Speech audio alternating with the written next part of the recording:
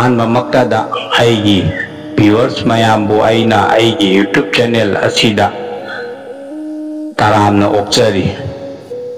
ꯑꯩꯒꯤ ꯚ꯭ꯌꯨꯋꯔꯁ ꯃꯌꯥꯝꯅ ꯑꯩꯒꯤ ꯌꯨꯇ꯭ꯌꯨꯕ ꯆꯦꯅꯦꯜ ꯑꯁꯤꯕꯨ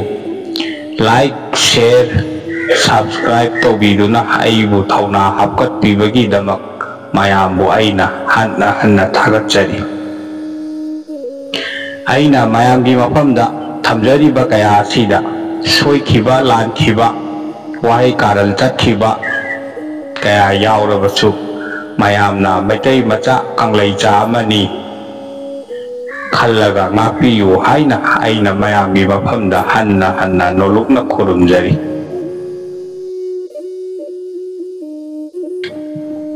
ꯃꯌꯥꯝ ꯈꯪꯃꯤꯟꯅꯔꯁꯤ ꯃꯦꯠꯁ ꯑꯁꯤ ꯏꯉꯥ ꯊꯥꯒꯤ ꯀꯔꯤ ꯍꯥꯏꯔꯤꯕꯅꯣ ꯍꯥꯏꯕ ꯀꯌꯥꯗꯨꯁꯨ꯫ ꯏꯉꯥ ꯊꯥ ꯑꯁꯤ ꯆꯥꯎꯈꯠꯄ, ꯏꯆꯥ ꯈꯤꯔꯜ ꯂꯦꯞꯁꯤꯟꯕ ꯉꯝꯕ, ꯑꯉꯝ ꯃꯊꯧꯁꯤꯡꯅ ꯆꯥꯟꯕ ꯄꯝꯊꯣꯜ ꯍꯥꯞꯀꯠꯂꯨ ꯍꯥꯏꯕ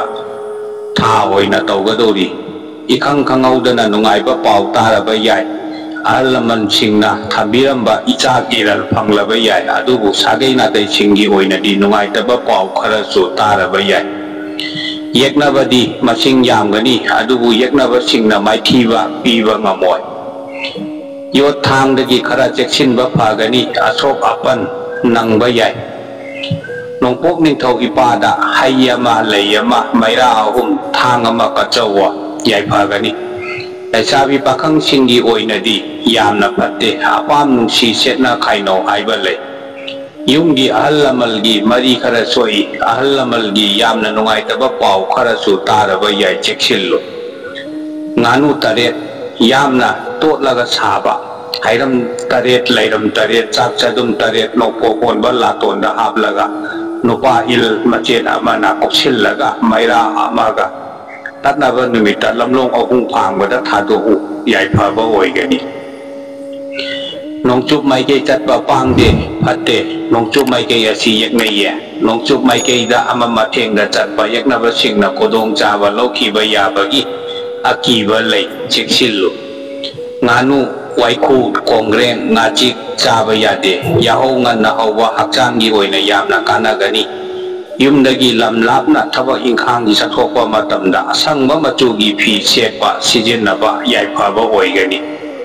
ꯏꯄꯥ ꯏꯕꯨꯡꯉꯣ ꯅꯣꯡꯄꯣꯛ ꯅꯤꯡꯊꯧ ꯁꯤꯔꯕ ꯏꯄꯥꯕꯨ ꯃꯇꯝ ꯄꯨꯝꯅꯃꯛꯇ ꯆꯦꯠꯅ ꯅꯤꯡꯖꯧ ꯌꯥꯏꯐꯕ ꯑꯣꯏꯒꯅꯤ꯫ ꯑꯃꯨꯛ ꯈꯪꯃꯤꯟꯅꯔꯁꯤ ꯏꯉꯥ ꯊꯥꯒꯤ ꯕ꯭ꯔꯤꯁ ꯔꯥꯁꯤꯒꯤ ꯃꯇꯥꯡꯗ꯫ ꯏꯉꯥ ꯊꯥ ꯑꯁꯤ ꯑꯐꯕ, ꯆꯥꯎꯈꯠꯄ, ꯏꯆꯥ ꯏꯔꯜ ꯂꯦꯞꯁꯤꯟꯕ ꯉꯝꯕ, ꯌꯨꯝꯗ ꯂꯟ ꯊꯨꯝ ꯆꯪꯕ, ꯑꯅꯧꯕ ꯂꯧꯔꯤ ꯌꯨꯝꯈꯣꯜ ꯌꯨꯝꯐꯝ ꯂꯦꯞꯁꯤꯟꯕ ꯉꯝꯕ, ꯃꯌꯥꯝꯅ ꯁꯛꯈꯪ ꯃꯥꯏꯈꯪꯕ, ꯇꯧꯔꯨꯕ ꯊꯕꯛ ꯊꯧꯔꯝ ꯀꯌꯥꯗ ꯃꯥꯏ ꯄꯥꯛꯄ ꯄꯤꯅꯕꯤꯕ ꯊꯥ ꯑꯣꯏꯅ ꯇꯧꯒꯗꯧꯔꯤ꯫ ꯑꯗꯨꯕꯨ ꯏꯆꯥ ꯏꯋꯥ ꯀꯥꯏꯅꯕ ꯌꯥꯕ ꯊꯧꯗꯣꯛ ꯋꯥꯊꯣꯛ ꯊꯣꯛꯂꯕ ꯌꯥꯏ, ꯆꯦꯛꯁꯤꯜꯂꯨ꯫ ꯌꯦꯛꯅꯕꯒꯤ ꯃꯤꯅꯝꯂꯥꯡꯗ ꯊꯨꯒꯗꯧꯔꯤ꯫ ꯐꯤ ꯑꯃꯨꯕ ꯑꯃꯗ ꯆꯝꯄ꯭ꯔꯥ ꯑꯃ, ꯁꯥꯏ ꯇꯤꯡꯈꯪ 3, ꯍꯪꯒꯥꯝ ꯃꯔꯨ ꯈꯔꯒ ꯍꯥꯞꯂꯒ ꯄꯨꯟꯁꯤꯜꯂꯒ ꯑꯗꯨꯒ ꯏꯁꯥꯗ ꯀꯣꯛꯇꯒꯤ ꯈꯣꯡ ꯐꯥꯎꯕ ꯅꯥꯊꯔꯒ ꯇꯨꯔꯦꯜꯗ ꯊꯥꯗꯧ ꯌꯥꯏꯐꯒꯅꯤ꯫ ꯂꯩꯁꯥꯕꯤ ꯄꯥꯈꯪꯁꯤꯡꯒꯤ ꯑꯣꯏꯅꯗꯤ ꯑꯁꯨꯝ ꯃꯌꯥꯏ ꯑꯣꯏꯅ ꯐꯩ꯫ ꯑꯅꯧꯕ ꯃꯔꯨꯞ ꯈꯔ ꯃꯁꯤꯡ ꯍꯦꯟꯒꯠꯂꯨ ꯍꯥꯏꯕ ꯂꯩ꯫ ꯅꯨꯡꯁꯤ ꯅꯨꯡꯉꯣꯟꯒꯤ ꯂꯝꯕꯤꯗ ꯈꯔ ꯅꯤꯡꯉꯥꯏ ꯁꯪꯗꯥꯅꯕ ꯌꯥꯕꯒꯤ ꯑꯀꯤꯕ ꯂꯩ꯫ ꯀꯣꯛꯈꯔ ꯁꯥꯒꯅꯤ, ꯋꯥꯈꯜꯈꯔ ꯆꯔꯥꯡꯅꯒꯅꯤ꯫ ꯊꯕꯛ ꯏꯪꯈꯥꯡꯒꯤ ꯃꯇꯥꯡꯗꯗꯤ ꯌꯥꯝꯅ ꯐꯩ, ꯐꯝꯊꯣꯜ ꯀꯥꯕ ꯌꯥꯏ꯫ ꯃꯊꯛ ꯊꯣꯡꯕ ꯑꯆꯧ ꯑꯁꯥꯡꯁꯤꯡꯒꯤ ꯊꯧꯖꯥꯜ ꯂꯩꯒꯅꯤ꯫ ꯒꯥꯔꯤ ꯊꯧꯕꯗꯈꯔ ꯆꯦꯛꯁꯤꯟꯕ ꯐꯒꯅꯤ, ꯑꯁꯣꯛ ꯑꯄꯟ ꯅꯪꯕ ꯌꯥꯏ꯫ ꯍꯩꯔꯝ 8, ꯂꯩꯔꯝ 8, ꯆꯦꯡ, ꯃꯩꯔꯥ 8, ꯗꯈꯤꯅꯥ ꯑꯃ ꯌꯥꯎꯅ ꯂꯥꯏꯅꯤꯡꯊꯧꯗ ꯀꯠꯆꯧꯋ ꯌꯥꯏꯐꯒꯅꯤ꯫ ꯑꯋꯥꯡ ꯃꯥꯏꯀꯩ ꯆꯠꯄ ꯐꯠꯇꯦ, ꯌꯦꯛꯅꯩꯌꯦ꯫ ꯑꯋꯥꯡ ꯃꯥꯏꯀꯩ ꯑꯁꯤ ꯑꯁꯤꯕ ꯃꯥꯏꯀꯩꯁꯨ ꯊꯣꯛꯏ꯫ ꯑꯋꯥꯡ ꯃꯥꯏꯀꯩꯗ ꯇꯤꯟꯃꯨ ꯂꯥꯏꯃꯨ, ꯁꯔꯣꯏ ꯉꯥꯔꯣꯏ ꯑꯃꯁꯨꯡ ꯌꯦꯛꯅꯕꯁꯤꯡꯅ ꯈꯨꯗꯣꯡꯆꯥꯕ ꯂꯧꯈꯤꯕ ꯌꯥꯕꯒꯤ ꯑꯀꯤꯕ ꯂꯩꯌꯦ꯫ ꯑꯋꯥꯡ ꯃꯥꯏꯀꯩꯗ ꯆꯠꯇꯕꯅ ꯌꯥꯝꯅ ꯌꯥꯏꯐꯕ ꯑꯣꯏꯒꯅꯤ꯫ ꯌꯨꯝꯗꯒꯤ ꯊꯕꯛ ꯏꯪꯈꯥꯡꯒꯤ ꯂꯝ ꯂꯥꯞꯅ ꯆꯠꯊꯣꯛꯄ ꯃꯇꯝꯗ ꯍꯪꯒꯥꯝꯄꯥꯜ ꯃꯆꯨꯒꯤ ꯐꯤ ꯁꯦꯠꯄ ꯁꯤꯖꯤꯟꯅꯕ ꯌꯥꯝꯅ ꯀꯥꯟꯅꯒꯅꯤ꯫ ꯁꯤꯔꯕ ꯃꯄꯨ ꯂꯥꯏꯅꯤꯡꯊꯧ ꯁꯅꯥꯃꯍꯤ ꯏꯄꯥꯕꯨ ꯄꯨꯛꯅꯤꯡ ꯆꯦꯠꯅ ꯅꯤꯡꯖꯧ ꯊꯧꯅꯤꯖꯧ ꯌꯥꯏꯐꯒꯅꯤ ꯑꯗꯣꯝꯒꯤ꯫ ꯑꯃꯨꯛ ꯃꯤꯊꯨꯟ ꯔꯥꯁꯤꯒꯤ ꯃꯇꯥꯡꯗꯁꯨ ꯏꯉꯥ ꯊꯥꯒꯤ ꯃꯔꯝꯗ ꯈꯪꯃꯤꯟꯅꯁꯤ꯫ Inga tha si awa nungai ani yanana chatpa tha oina tawgadori yumda lal thumdi changani adubu icha kira lepsin badi khara wana thokadori maramdi inga tha si ana ye khara toiraba yai sagai na tai singi oiba nungai taba pau khara su taraba yai yakna basu masing khara yamgadori leiram ahum yamna saba nga ama nongpo konba lato namada hablaga thangja numita konthong wangmada thado obiyai phagani laisabi pakang singi oinadi yamna phai yumba lambida khongdaraba yai anova marup mapang su masing hengatpa pibiri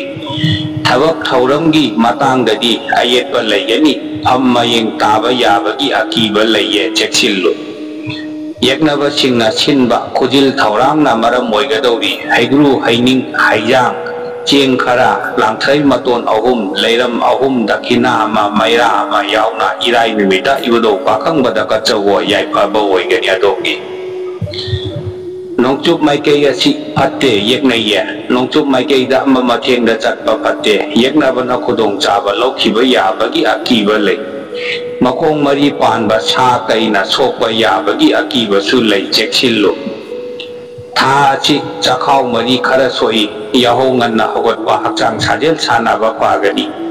yumdagi thabakki khangi lam lapna chathokpa matamda hangang ba machugi phi setpa sijinaba yamna kanaba oigani sidaba mapu ibudo wakhang ba bu matam punamakta chena ningdau thongni jog yai phaba oigani adogi amuk inga thagi karkatra sigi matangda su khangminasi inga tha si khara cheksin ba phagani nimung manung mahi yamna langgadori yumdagi lal mapal thogo haiba lei ana yek su khara toigadori yakna basu masing yamgani cheksillu yakna bana thakba langda thuraba yabaki akiba lei laipakna saba makuama kwakama hairam taret leiram taret kabokna chan taret cheng mudama lato namada hablaga tatnaba numita konthong wangmada thado yai phagani laisabi pakhang singi oinadi yamna phai adubu nungsi nungondi lambidadi chayetnaba khara laigani marei mara khara toina thangna duna kokti khara sagadori asi pumna makki maramdi anova marup mapang kharana maram oiraba yai cheksillo thabak thauramgi oinadi asum phagani lei manam nungsiba ahum haigru haining haijang yauna panthoibi imada katlu ayetpa pumba kokani awang maike chatpa pangde yeknai ye awang maike da mamathengda chatpa tinmu lai musaroi ngaroi mayokna ba yai cheksillo ama mathengda chathokpa da yumgi miyoi ama loinaba phai aduga yotki khudop ama sijinba yamna kanagani yumdagi thabak ingkhanggi lam lapna chathokpa matamda sorarel machugi phi natraga higok machugi phi setpa sijinaba yamna kanagani langol chaubi panthoibi ima sidabibu chetna ningjau thongni jau yai phaba oigani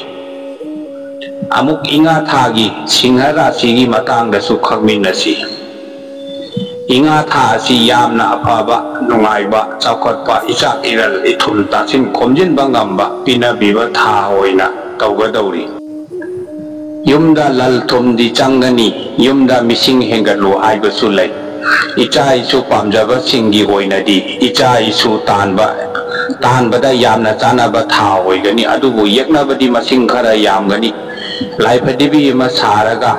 hairam taret leiram taret cheng mut ahum dakhina ama noko onba laton da hablaga tatnaba numita lamlong ahum phangwada thado yai phagani adogi laisabi pakhang singi oinadi yamna phattaba paknadaba tha oiraba yai apam nungsi kainabagi thamoida awa maisa langlaba yai cheksillu thabak thauramgi oinadi asum mayai oina phai miwa misadi khara taraba yai nganu ama nga ama yamna saraga hairam ahum leiram ahum dakhina ama maira ahum yauna konthong wangmada katho yai phaba oigani adogi makha maikei asi pangde yeknai ye makha maikei asi asiba maikei ni makha maikei da mama thengda chatpa pangde timu lai musaroi ngaroi mayokna ba yai cheksillo ꯌꯦꯛꯅꯕꯁꯤꯡꯅꯁꯨ ꯈꯨꯗꯣꯡꯆꯥꯕ ꯂꯧꯈꯤꯕ ꯌꯥꯏ꯫ ꯌꯨꯝꯗꯒꯤ ꯊꯕꯛ ꯏꯟꯈꯥꯡꯒꯤ ꯂꯝ ꯂꯥꯞꯅ ꯆꯠꯊꯣꯛꯄ ꯃꯇꯝꯗ ꯑꯉꯧꯕ ꯃꯆꯨꯒꯤ ꯐꯤ, ꯍꯪꯒꯥꯝꯄꯥꯜ ꯃꯆꯨꯒꯤ ꯐꯤ ꯁꯦꯠꯄ ꯁꯤꯖꯤꯟꯅꯕ ꯌꯥꯝꯅ ꯀꯥꯟꯅꯕ ꯑꯣꯏꯒꯅꯤ꯫ ꯁꯤꯗꯕ ꯃꯄꯨ ꯃꯥꯔꯖꯤꯡ ꯏꯄꯥꯕꯨ ꯄꯨꯛꯅꯤꯡ ꯆꯦꯠꯅ ꯅꯤꯡꯖꯧ ꯊꯧꯅꯤꯖꯧ ꯌꯥꯏꯐꯕ ꯑꯣꯏꯒꯅꯤꯌꯦ ꯑꯗꯣꯝꯒꯤ꯫ ꯑꯃꯨꯛ ꯈꯪꯃꯤꯟꯅꯔꯁꯤ ꯏꯉꯥ ꯊꯥꯒꯤ ꯀꯟꯌꯥ ꯔꯥశꯤꯒꯤ ꯃꯇꯥꯡꯗ ꯀꯔꯤ ꯍꯥꯏꯔꯤꯕꯅꯣ ꯍꯥꯏꯕ ꯀꯌꯥꯗꯨꯁꯨ꯫ ꯏꯉꯥ ꯊꯥ ꯑꯁꯤ ꯌꯥꯝꯅ ꯀꯥꯟꯅꯕ, ꯆꯥꯎꯈꯠꯄ, ꯅꯨꯡꯉꯥꯏꯕ, ꯂꯜ ꯊꯨꯝ ꯏꯆꯥꯛ ꯏꯔꯜ ꯇꯥꯁꯤꯟ ꯈꯣꯝꯖꯤꯟꯕ ꯉꯝꯕ ꯄꯤꯅꯕꯤꯕ ꯊꯥ ꯑꯣꯏꯅ ꯇꯧꯒꯗꯧꯔꯤ꯫ ꯌꯨꯝꯗ ꯂꯜ ꯆꯪꯒꯅꯤ, ꯃꯔꯨꯞ ꯃꯄꯥꯡꯁꯤꯡꯅ ꯆꯥꯟꯕꯤꯕ, ꯃꯇꯦꯡ ꯄꯥꯡꯕꯤꯕ ꯊꯥ ꯑꯣꯏꯒꯗꯧꯔꯤ꯫ ꯁꯥꯒꯩ ꯅꯥꯇꯩꯁꯤꯡꯒꯗꯤ ꯂꯧꯔꯤ ꯌꯨꯝꯐꯝ ꯃꯨꯟꯅꯕꯒꯨꯝ ꯌꯥꯝꯅ ꯅꯤꯡꯉꯥꯏ ꯁꯪꯗꯥꯅꯔꯕ ꯌꯥꯏ, ꯆꯦꯛꯁꯤꯜꯂꯨ꯫ ꯂꯩꯄꯥꯛꯅ ꯁꯥꯕ ꯅꯣꯡꯁꯥ ꯑꯃ, ꯍꯩꯔꯝ 8 ꯂꯩꯔꯝ 8, ꯆꯦꯡ ꯈꯔ, ꯂꯥꯡꯊ꯭ꯔꯩ ꯃꯇꯣꯟ 8, ꯃꯩꯔꯥ 8, ꯗꯈꯤꯅꯥ ꯑꯃ ꯌꯥꯎꯅ ꯏꯄꯣꯛ ꯅꯨꯃꯤꯠꯇ ꯇꯨꯔꯦꯜ ꯃꯄꯥꯟꯗ ꯊꯥꯗꯣꯛꯎ, ꯌꯥꯏꯐꯒꯅꯤ ꯑꯗꯣꯝꯒꯤ꯫ ꯂꯩꯁꯥꯕꯤ ꯄꯥꯈꯪꯁꯤꯡꯒꯤ ꯑꯣꯏꯅꯗꯤ ꯌꯥꯝꯅ ꯐꯒꯗꯧꯔꯤ꯫ ꯑꯅꯧꯕ ꯃꯔꯨꯞ ꯃꯄꯥꯡ ꯃꯁꯤꯡ ꯈꯔ ꯍꯦꯟꯒꯠꯂꯕ ꯌꯥꯏ꯫ ꯋꯥꯈꯜ ꯏꯇꯥꯎ ꯇꯥꯎꯒꯗꯧꯔꯤ, ꯊꯃꯣꯏ ꯈꯔ ꯆꯔꯥꯡꯅꯒꯗꯧꯔꯤ꯫ ꯑꯄꯥꯝ ꯅꯨꯡꯁꯤ ꯂꯝꯕꯤꯗ ꯅꯨꯡꯁꯤ ꯄꯟꯊꯨꯡ ꯇꯥꯟꯕꯗꯤ ꯌꯥꯈꯤꯔꯣꯏꯗꯧꯔꯤ꯫ ꯏꯔꯥꯏ ꯒꯨꯔꯨ ꯍꯥꯏꯕꯗꯤ ꯁꯨꯀ꯭ꯔ ꯒ꯭ꯔꯍꯅ ꯌꯨꯝꯕꯥꯜ ꯂꯝꯕꯤꯗ ꯑꯌꯦꯠꯄ ꯈꯔ ꯊꯥꯡꯒꯗꯧꯔꯤꯌꯦ꯫ ꯊꯕꯛ ꯊꯧꯔꯝꯒꯤ ꯃꯇꯥꯡꯗꯗꯤ ꯌꯥꯝꯅ ꯐꯒꯅꯤ꯫ ꯐꯝꯊꯣꯜ ꯍꯥꯞꯀꯠꯄ, ꯑꯆꯧ ꯑꯁꯥꯡꯁꯤꯡꯅ ꯆꯥꯟꯕꯤꯕ ꯊꯥ ꯑꯣꯏꯒꯗꯧꯔꯤ꯫ ꯅꯣꯡꯄꯣꯛ ꯃꯥꯏꯀꯩ ꯑꯁꯤ ꯆꯠꯄ ꯄꯥꯡꯗꯦ, ꯌꯦꯛꯅꯩꯌꯦ꯫ ꯅꯣꯡꯄꯣꯛ ꯃꯥꯏꯀꯩꯗ ꯂꯝ ꯆꯠꯄ ꯌꯥꯗꯦ, ꯐꯠꯇꯦ꯫ ꯆꯠꯇꯕ ꯌꯥꯗꯗꯨꯅ ꯆꯠꯄ ꯇꯥꯔꯕꯗꯤ ꯏꯁꯥꯗ ꯂꯥꯏꯈꯨꯠ ꯑꯃ ꯅꯠꯇ꯭ꯔꯒ ꯏꯃꯥꯒꯤ ꯐꯅꯦꯛ ꯃꯆꯦꯠ ꯑꯃ ꯂꯣꯏꯅꯧꯋꯣ, ꯅꯠꯇ꯭ꯔꯕꯗꯤ ꯇꯨꯡꯒꯤ ꯄꯨꯟꯁꯤꯗ ꯑꯀꯥꯏꯕ ꯂꯥꯛꯂꯕ ꯌꯥꯏ, ꯆꯦꯛꯁꯤꯜꯂꯨ꯫ ꯌꯨꯝꯗꯒꯤ ꯊꯕꯛ ꯏꯟꯈꯥꯡꯒꯤ ꯂꯝ ꯂꯥꯞꯅ ꯆꯠꯊꯣꯛꯄ ꯃꯇꯝꯗ ꯑꯉꯥꯡꯕ ꯃꯆꯨꯒꯤ ꯐꯤ ꯅꯠꯇ꯭ꯔꯒ ꯎꯔꯩꯔꯣꯝ ꯃꯆꯨꯒꯤ ꯐꯤ ꯁꯦꯠꯄ ꯁꯤꯖꯤꯟꯅꯕ ꯌꯥꯝꯅ ꯀꯥꯟꯅꯕ ꯑꯣꯏꯒꯅꯤ꯫ ꯁꯤꯗꯕ ꯃꯄꯨ ꯅꯣꯡꯄꯣꯛ ꯅꯤꯡꯊꯧ ꯏꯄꯥꯕꯨ ꯆꯦꯠꯅ ꯅꯤꯡꯖꯧ ꯊꯧꯅꯤꯖꯧ ꯌꯥꯏꯐꯕ ꯑꯣꯏꯒꯅꯤ ꯑꯗꯣꯝꯒꯤ꯫ ꯑꯃꯨꯛ ꯏꯉꯥ ꯊꯥꯒꯤ ꯇꯨꯂꯥ ꯔꯥశꯤꯒꯤ ꯃꯇꯥꯡꯗꯁꯨ ꯈꯪꯃꯤꯟꯅꯁꯤ꯫ ꯏꯉꯥ ꯊꯥ ꯑꯁꯤ ꯃꯌꯥꯏ ꯑꯣꯏꯅ ꯐꯕ ꯊꯥ ꯑꯣꯏꯒꯗꯧꯔꯤ꯫ ꯌꯨꯝꯗ ꯂꯜꯗꯤ ꯌꯥꯝꯅ ꯆꯪꯒꯅꯤ, ꯑꯗꯨꯕꯨ ꯂꯜ ꯆꯠꯅꯅꯕꯒꯤ ꯂꯝꯕꯤꯁꯨ ꯃꯔꯥꯡ ꯀꯥꯏꯒꯗꯧꯔꯤꯌꯦ, ꯆꯦꯛꯁꯤꯜꯂꯨ꯫ ꯊꯥ ꯑꯁꯤ ꯑꯅꯥ ꯑꯌꯦꯛ ꯈꯔ ꯇꯣꯏꯒꯗꯧꯔꯤ꯫ ꯁꯥꯒꯩ ꯅꯥꯇꯩꯁꯤꯡꯒꯁꯨ ꯈꯔ ꯇꯣꯏꯅ ꯅꯤꯡꯉꯥꯏ ꯁꯪꯗꯥꯅꯔꯕ ꯌꯥꯏ꯫ ꯑꯗꯣꯝꯒꯤ ꯅꯥꯄꯜꯅ ꯑꯗꯣꯝꯒꯤ ꯌꯦꯛꯅꯕ ꯑꯣꯏꯒꯅꯤ꯫ ꯉꯥꯃꯨ 3, ꯆꯦꯡ ꯈꯔ, ꯍꯩꯔꯝ 3 ꯂꯩꯔꯝ 3, ꯗꯈꯤꯅꯥ ꯑꯃ, ꯃꯩꯔꯥ 3 ꯌꯥꯎꯅ ꯂꯥꯇꯣꯟꯗ ꯍꯥꯞꯂꯒ ꯏꯄꯣꯛ ꯅꯨꯃꯤꯠꯇ ꯇꯨꯔꯦꯜ ꯃꯄꯥꯟꯗ ꯎꯁꯤꯟꯁꯤꯜꯂꯨ, ꯌꯥꯏꯐꯕ ꯑꯣꯏꯒꯅꯤ꯫ ꯂꯩꯁꯥꯕꯤ ꯄꯥꯈꯪꯁꯤꯡꯒꯤ ꯑꯣꯏꯅꯁꯨ ꯀꯣꯛ ꯈꯔ ꯁꯥꯕ, ꯋꯥꯈꯜ ꯆꯔꯥꯡꯅꯕ, ꯃꯔꯩ ꯃꯔꯥ ꯌꯥꯝꯅ ꯊꯥꯡꯅꯕ ꯊꯥ ꯑꯣꯏꯅ ꯇꯧꯒꯗꯧꯔꯤ꯫ ꯅꯨꯡꯁꯤ ꯅꯨꯡꯉꯣꯟꯒꯤ ꯂꯝꯕꯤꯗ ꯑꯋꯥ ꯃꯩꯁꯥ ꯂꯥꯡꯉꯨ ꯍꯥꯏꯕ ꯂꯩꯌꯦ, ꯆꯦꯛꯁꯤꯜꯂꯨ꯫ ꯀꯣꯛ ꯃꯔꯤ, ꯃꯤꯠ ꯃꯔꯤꯒꯤ ꯑꯣꯏꯕ ꯑꯋꯥꯕꯁꯨ ꯈꯔ ꯃꯥꯌꯣꯛꯅꯔꯕ ꯌꯥꯏ꯫ ꯌꯥꯍꯧ ꯉꯟꯕ, ꯍꯛꯆꯥꯡ ꯁꯥꯖꯦꯜ ꯁꯥꯟꯅꯕ ꯀꯥꯟꯅꯒꯅꯤ꯫ ꯃꯔꯤ ꯆꯠꯄ ꯄꯣꯠ ꯆꯥꯗꯕꯅ ꯑꯗꯣꯝꯒꯤꯗꯃꯛ ꯌꯥꯏꯐꯕ ꯑꯣꯏꯒꯅꯤ꯫ ꯉꯥ ꯑꯍꯤꯡꯕ ꯑꯃꯒꯤ ꯃꯆꯤꯟꯗ ꯆꯦꯡ ꯃꯔꯨ 3 ꯏꯜꯂꯒ ꯇꯠꯅꯕ ꯅꯨꯃꯤꯠꯇ ꯇꯨꯔꯦꯜꯗ ꯊꯥꯗꯣꯛꯈꯣ, ꯌꯥꯏꯐꯕ ꯑꯣꯏꯒꯅꯤ, ꯑꯌꯦꯠꯄ ꯀꯣꯛꯀꯅꯤ꯫ ꯅꯣꯡꯆꯨꯞ ꯃꯥꯏꯀꯩ ꯑꯁꯤ ꯄꯥꯡꯗꯦ, ꯌꯦꯛꯅꯩꯌꯦ꯫ ꯅꯣꯡꯆꯨꯞ ꯃꯥꯏꯀꯩ ꯑꯁꯤ ꯑꯁꯤꯕ ꯃꯥꯏꯀꯩ ꯊꯣꯛꯏ, ꯆꯦꯛꯁꯤꯜꯂꯨ꯫ ꯁꯥꯔꯣꯏ ꯉꯥꯔꯣꯏ, ꯁꯥ ꯉꯥ ꯑꯃꯁꯨꯡ ꯌꯦꯛꯅꯕꯁꯤꯡꯅ ꯈꯨꯗꯣꯡꯆꯥꯕ ꯂꯧꯈꯤꯕ ꯌꯥꯕꯒꯤ ꯑꯀꯤꯕ ꯂꯩ꯫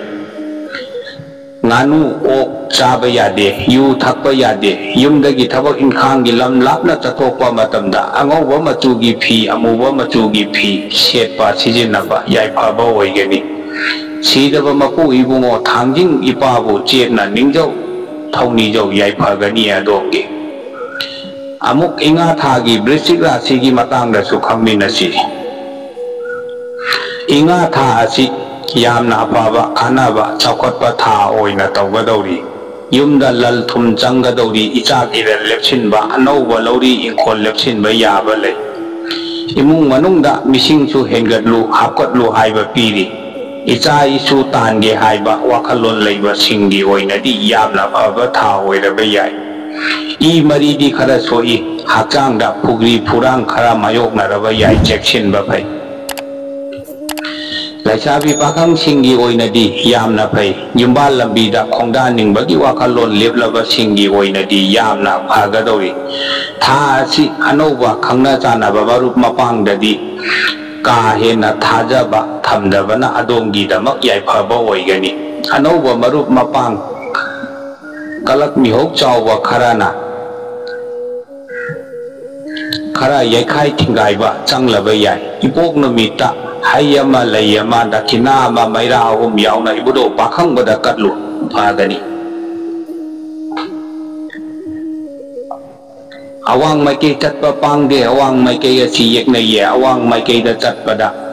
असंगबा मचुगी फी सेटलागा चटपा फते तिमु लाइमु मायोकनाबा याबगी अकीबा लैगनी यु थकबा यादे मची पानबा nga चाबा यादे फते युमदगी थबक थौरमगी लम लापना चथोकवा मतमदा हिगोक मचुगी फी सेटपा सिजेनबा कानाबा ओइगनी अदोंगी सीदबा मपु इबुदो पाखंगबु मतम पुमनमक्ता चेतना निंजौ थौनीजौ याइफगनीया अमुक इंगा थागी धनु राशिगी मतांगदसु खंगमिनसे इंगा था असि यामना अफाबा चौखटपा था ओइगदौरी युमदा लल चंगनी कुइना थाजदा ना लैरुरबा लल फंगबा याबगी मतांग तांकक कया लाक्लबा याय अनौबा लौरी इंखोल लेपा याय कुइना सागै नातै सिंगा यत्नादुना लैरंबा इंखोलगी ओइबा वाफमसु कोक्लबा याय सागै ngai चावरबा याय युमदा मिसिंग हेंगतलो हाइबा लैये मरी मतांग हाइबदी सिंगली नाउरीगी ओइबा नुंगाइतबा खरदी लैगनी याहो ngनबा हक्चांग साजेल सानाबा यामना अफाबा कानाबा ओइगनी अदोंगी लैसाबी पाखंग सिंगी ओइनदी खरा फाबा वाली चेक्सिनबा फै अपाम नुसीगी ओइबा काइना मैसा लांगलबा याय इसागी चाकलुक मीना मुंदुना चाखिबा याबगी अकीबा लै थबक थौरमगी मतांगदसु चयेतनबा मीगी मिटियंग खरा तोइना चंगलबा याय चेक्सिनबा फागनी इपोक नुमित खुदिंगी हुई अमुबदा अथुंबा मखल अहुम पिजबा यामना कानाबा चौखटपा ओइगनी मखा माइकई अछि फत्ते यकनैये मखा माइकईदा लैबा मीगा निंगाई संदानाबा तुंगी पुंसीदा यामना अकाइबा लाकपगी अकीबा लैगनी चेक्सिल्लु करीगुंबदा अमा मथेंगदा चत्तबा याददुना चत्पा तारबदी युंगी मी अमा लोइनबा नत्रगा इसादा योट थांग अमा लोइनबा फागनी युमदगी थबक इंखांगी लम लापना चथोकपा मतमदा हंगांगबा मचुगी फी उरेरो मचुगी फी सेटपा सिजेनबा कानाबा ओइगनी सीदबा मपु लाइनिंगथौ इपाबु मतम पुनमक्ता चेतना निंजौ थौनीजौ याइफगनी अमुक इंगा थागी मकर राशिगी मतांगदसु खंगमिनसी इंगा था असि असुमक मयाय ओइना फाबा था ओइगनी अवा अना अनि यानना चटपा था ओइगदौरी युमदा लल्दी चंगनी अदुबु लल तिंगनबा चटनबा लंबीसु खरा मरांग कायगदौरी युमदा अना एक वाथोक लांथोक खरा तोइगदौरी इमुंग मनुंग मही खरा लांगदौरी चेक्सिल्लो युमगी नुपी नुपागी ओइबा मतांगदा थोकलगदबा वाथोक ओइरबा याय खुनु अंगौबा अनि लकोई लफांग चंग थोपा मा लांगथै मतोन अहुम दक्षिणा मा मैरा अहुम यावना इबुदो पाखंगबदा कचवो याइफगनी लाइसाबी पाखंग सिंगी ओइनदी यामना फै अपाम नुंसीगी ओइबा नुंसी नुंगोनगी ओइबा इपाक थक्ता तावगनी मरुप मपांगसु मसिंग हापकटलबा याय युम्बाल लंबीदा खोंदानिंगबगी वाखल लैरबा सिंगी ओइनदी नुंसी पंथुंग यौरबा याय थबक थौरमगी ओइनदी अफा फत्ता अनि यानना चटकनी मथक थोंबा अचौ असांग सिंगी मिटियंग कारल खरा लैगनी चेक्सिनबा फै फी अमुबा सिजिनदबना अदोंगीदमक याइफबा ओइगनी अवांग माइकई चटपा पांगदे यकनैये अवांग माइकई असि असीबा माइकई थोई चेक्सिल्लो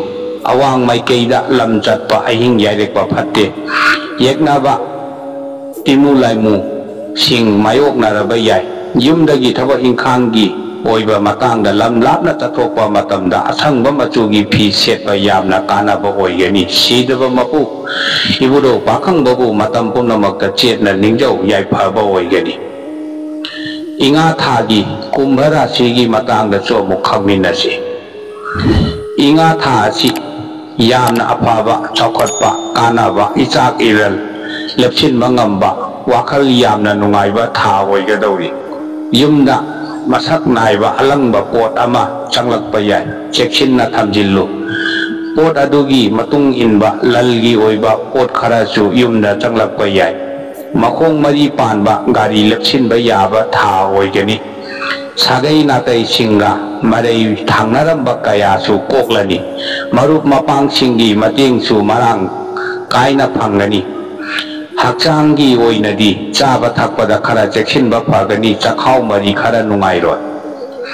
laisabi pakhang singi oinadi yamna phatte anauba marup mapang singi maramdagi ariba marup mapang sing kainaba yabagi akiba lei cheksillu kaina maisa langlaba yai ichil inau singi mari su khara soi thabak thauramgi matangdasu pham mayeng taba natraga thabak tatpa yabagi akiba lei laipakna nganu ama saraga hairam manga leiram manga maira ahumda khina ama yauna konthong wangbada tatnaba numita thadu yai phagani ayetpa kokani nongpok maikei asi phatte yeknaiye nongpok maikei asi asiba maikei thoi cheksillu nongpok maikei da chatpa tinmu laimu sa kai mayokna bayai cheksinba phai chattaba yadaduna chatpa tarabadi isada tayel pungpai ama loinawa yumdagi thabak inkhangi lam lapna chathokpa matamda angauwa machugi phi natraga sorarel machugi phi setpa yamna kanaba oigani sidaba mapu nongpok ningthau ipabu chetna ningjau yai phagani inga thagi min rasigi matangda so amuk khangminasi inga tha asi ana ayek asok apan nangganba miwa misa yamna taganba tha oina tawgadori khara cheksinba phagani thangja guru haibadi sani grahagi chahi taret makhai langpham leibana wakhal laikapam khangdaba pukning charangnaba mina haiba ngangba amata kaningdaba matamni thangja numita nokpok onba laton amada cheng khara hairam taret leiram taret thoiding thau khara dakhina ama haplaga konthong wangbada numidangda thadu yai phaba oigani laisabi pakhang singi oinadi yamna phai anauba khangna chanaba marup mapang masing yamgani marup mapang singi mating chu yamna phangani yumbal lambida khongda ningba singi chu ningba thunglaba yai thabak ingkhanggi oinadi achau wasang singi thaujal leigani phamthol hapkatlu haiba leiye ichil linau sagai natai singi maridi khara phaba watkani khara toina ningai sangdanaraba yai lei machu ahum maira ahum mongba hanba ipada kachawa yai phagani ayetpa kokani nongchup maikei asi pange yeknaiya nongchup maikei asi asiba maikei ni nongchup maikei da chatpa yeknabana khudong chaba lokhiba yabagi akiba lei matam punumakta isada langthai maton ama loinaba phagani thangja numita sa nga chaba yade yumdagi thabak ingkhanggi lam lapna chathokpa matamda angauwa machugi phi setpa sijenaba yamna kanaba oigani sidaba mapu mongba hanba ipabu ningjau thonijau yai phagani